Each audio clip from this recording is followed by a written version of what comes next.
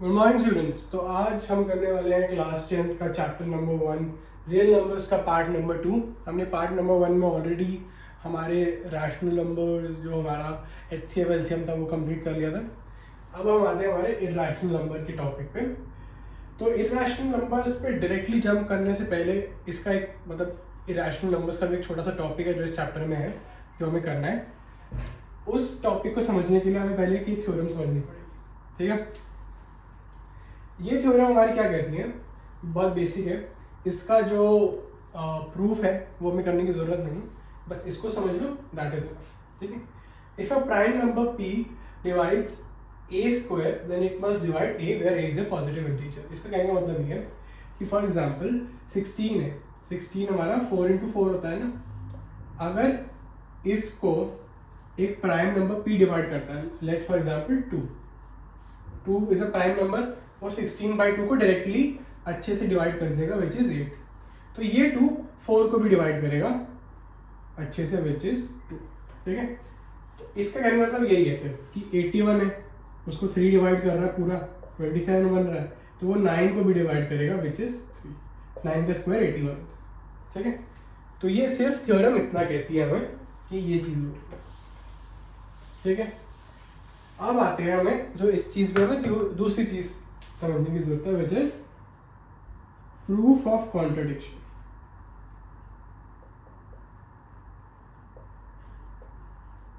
ये theorem of contradiction, ये theory of contradiction, this is a method कि हम किसी भी हाइपोथेसिस या थ्योरम, किसी भी हाइपोथेसिस या थ्योरम को गलत प्रूफ कर सकते हैं कि ये तो गलत करते कैसे हैं, ये समझने की कोशिश करते हैं, ठीक है।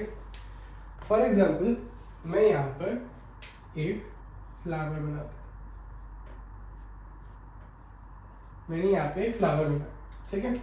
हाइपोथेसिस क्या कहती है, मैंने एक हाइपोथेसिस करी कि मैं ये डस्टर को ऐसे लेके जाऊंगा पूरा एंड तक, और ये रब नहीं होगा, और ये रब नहीं होगा, बिना उठाए इसको पूरा ऐसे लेके जाऊंगा और ये रब नहीं होगा, ठीक है। मैंने ये एक हाइपोथेसिस दे दी या फिर एक थ्योरम दे दी, ठीक है। अब थ्योरी ऑफ कॉन्ट्रडिक्शन में हम क्या करते हैं, थ्योरी ऑफ कॉन्ट्रडिक्शन में हम ये चीज़ लेट कर लेते हैं कि जी हाँ, आप बिल्कुल सही कह रहे हैं कि ये चीज़ अब हम इसको ऐसे लेके जाएंगे तो ये चीज़ रब नहीं होगी। इसको हम लेट कर लेते हैं। इसको लेट करके फिर हम इस चीज़ को ट्राई करते करने की, और अगर कुछ ना कुछ गड़बड़ होती है तो फिर हम कहते हैं कि देखो जो हमने चीज़ पहले लेट करी थी वो अब इधर कॉन्ट्राडिक्ट हो रही है, हैंस पहले जो चीज़ हमने लेट करी थी वो गलत लेट करी थी, विच इज़ वाई कि वो चीज़ गलत है, ठीक है। तो हम ये ट्राई करेंगे और ये ऐसे रब हो जाएगा, ऑब्वियस बात है।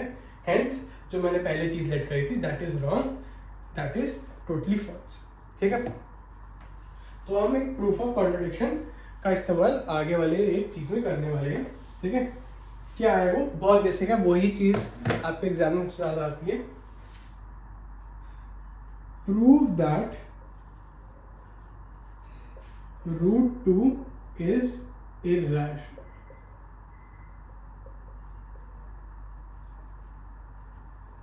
ठीक है। Prove that √2 is irrational, this is all, बस इतना ही हमें प्रूफ करना है। इसके क्वेश्चन क्या आता है कि √3 को प्रूफ कर दो, √5 को प्रूफ कर दो इर्रेशनल है, कुछ √5 - 3 को प्रूफ कर दो कि वो इर्रेशनल है, और सबके ऑलमोस्ट सेम मेथड होते हैं, बल्कि बाकी के तो और आसान है, ठीक है। इसका ये जो मुश्किल है वो हमें देखना है, ठीक है। अब हम क्या करेंगे, proof that √2 is irrational, proof पहले हम लगाएंगे अपनी थ्योरी ऑफ कॉन्ट्रडिक्शन, ठीक है। हम क्या करेंगे, √2 इज रैशनल लेट कर लेंगे, √2 इज रैशनल, मैंने बोल दिया भाई √2 तो रैशनल है, ठीक है। अच्छा, रैशनल नंबर्स की प्रॉपर्टी याद है आप लोगों को, rational numbers are always in the form of p/q, जहाँ पे p and q are 2 integers, ठीक है। और हमें एक चीज़ और लेट करनी है कि p और q को प्राइम है। को प्राइम मतलब ये सिर्फ 1 से ही डिवाइड हो सकते हैं, बाकी कोई भी ऐसा नंबर नहीं है जिससे ये दोनों डिवाइड हो सकते हैं। समझ आ रहा है मतलब, जैसे मान लो 16 है और 15 है, ठीक है। चाहे ये दोनों अभी भी 2 और 5 और 3 जो भी हो सकते हैं, बट दोनों ही कोई सिमिलर नंबर से डिवाइड नहीं हो सकते एक्सेप्ट वन, ठीक है। तो ये कोप्राइम नंबर्स होते हैं, कोप्राइम नंबर्स बोलते हैं इनको। ये 1 के अलावा और किसी नंबर से एक साथ डिवाइड नहीं हो सकते, ठीक है। तो कोप्राइम में p/q इज इक्वल्स टू √2, क्योंकि हमने √2 रैशनल रेट किया था। कोई बात नहीं सर, हमने ये कर लिया। अब हम क्या करेंगे, इस q को इधर ले जाएंगे। इस चीज़ को बहुत ध्यान से सुनना, यही आता है प्रूव करने को, और आधे बच्चों को पूरे एंड तक समझ नहीं आएगी, फिर एंड में रटने बैठेंगे इस प्रूफ को, जो कोई नीड नहीं, अभी समझ लो। p/q इज इक्वल टू √2 हमने क्यों किया, क्योंकि √2 को हमने रैशनल रेट किया। p को इधर रख के q को इधर ले गए। अब क्या करा, दोनों साइड स्क्वायर करना आता है, इधर भी स्क्वायर उधर भी स्क्वायर। ये हो जाएगा p², ये हो जाएगा q², और √2 का स्क्वायर क्या होता है, 2 × 2, ठीक है। तो अब ये 2 को इधर ले जा सकता हूँ, p² हो जाएगा, q² हो जाएगा, p²/2, ठीक है। q² हो जाएगा p²/2, हो जाएगा कि नहीं हो जाएगा, हो जाएगा ना। अब देखो, कुछ मेरी बात समझ में आ रही है, कुछ मेरी बात समझ में आ रही है। p² जब हम उसको 2 से डिवाइड करते हैं तो हमें q² दे रहा है, और p और q दोनों इंटीजर्स है, बिकॉज ये एक रैशनल नंबर है, और कोप्राइम छोड़ दो। p और q इंटीजर्स है, इंटीजर का स्क्वायर इंटीजर ही होता है। तो p² को जब हमने 2 से डिवाइड किया तो कुछ इंटीजर आ रहा है, ठीक है। तो hence p² is divisible by 2, है ना, इज डिविजिबल बाय 2 है ना। कोई रिमाइंडर, कुछ कोई पॉइंट्स में डेसिमल में तो गेम नहीं चल रही ना। p²/2 एक हमें रियल नंबर, एक हमें पूरा इंटीजर दे। अगर p² इज डिविजिबल बाय 2 है तो इसके अकॉर्डिंग, अब यहाँ पर ये a p है, ठीक है, ये मत प्राइम नंबर नहीं है, कोई प्राइम नंबर तो ये है, ये इक्वल्स टू p है, मतलब इधर समझ लेना। मैं इसको ऐसा करता हूँ, इसको कुछ और ही लिख देता हूँ। If a prime number n, ठीक है, ठीक है, prime number n, p² is divisible by 2, तो इसके अकॉर्डिंग, इस थ्योरम के according, if a prime number n divides a², then it must divide a. तो p will be also be divisible by 2. p is divisible by 2. हमने ये theorem number इस वाली में पढ़ा है, ठीक है। अगर p 2 से डिविजिबल है तो हम इसको ऐसे कुछ लिख सकते हैं, p/2 is equals to x, कुछ भी है, मतलब कुछ भी आएगा, डिविजिबल है हमें पता है, और x एक इंटीजर है। बिल्कुल सही बात करी मैंने, सही बात करी।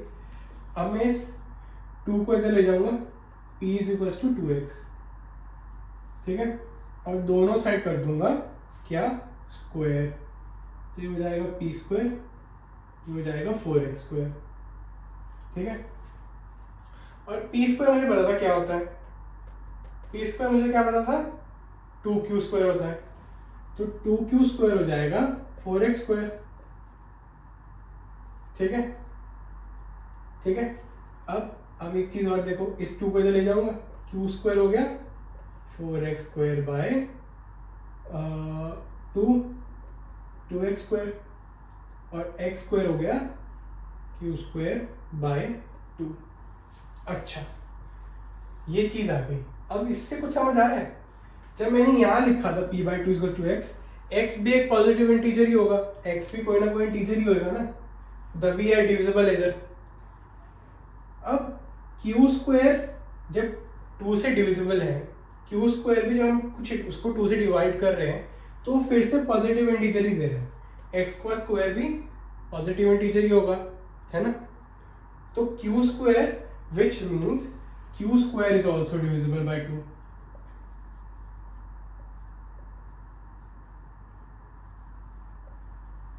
और अकॉर्डिंगली जैसे इसमें किया था वैसे इसमें भी q is also divisible by 2, ठीक है।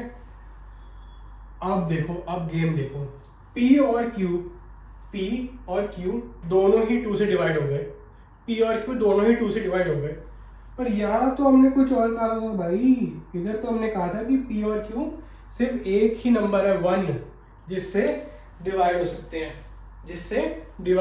हैं, सिर्फ एक ही नंबर है जी, सिर्फ एक नंबर है p और q के पास 1, जिससे वो दोनों डिवाइड हो सकते थे। ये 2 कहाँ से आ गया?